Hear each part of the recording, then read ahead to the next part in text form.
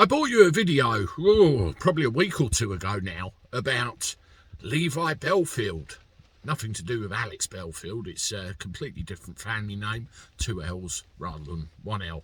But he's currently serving life sentences. He's basically a serial killer.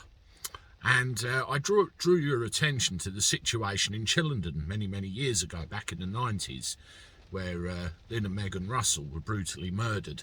And Josie, one of the sisters, survived, although she had severe injuries. And I read the other day she's actually going to get married, bless her, which is wonderful news.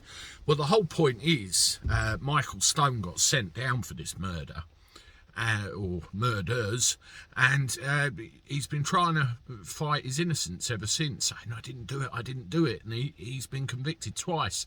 Well, Bellfield actually confessed in a written statement, which was so detailed, it was unbelievable, and there's been developments.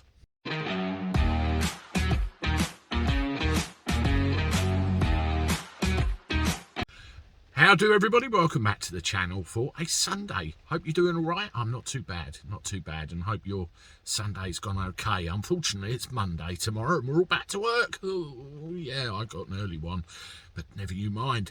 Anyway, yes, Levi Bellfield wrote a statement in prison stating, I killed them, I did it. I took my hammer, I tied them up, and I brutally murdered them. And apparently he drove all the way home, cleaned himself up, and went back to work. How cool and calculated is that? Well, there was a bit of a doubt over it while they were investigating, from what I read, because apparently at one stage Michael Stone and Levi Bellfield actually did share a prison at one point in time. But one of the things that Bellfield said in his written confession, which is what it is effectively, that he remembers seeing somebody at the scene when he was driving away, and things are starting to, tie together. As the saying goes, the truth will always out in the end.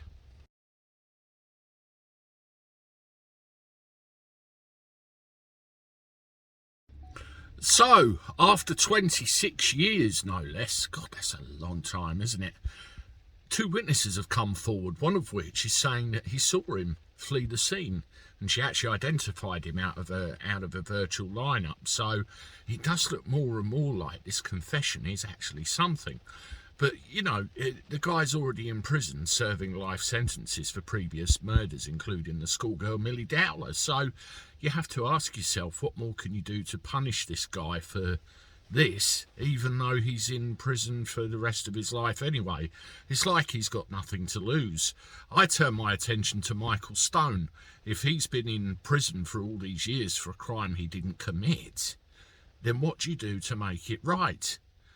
For him, I read a little bit of the background, and he's, got himself into a few scrapes, should we say, when he was out and about, but it's beginning to look like he's certainly not a murderer, and he's been in prison for all this time for that. So how do you make it right?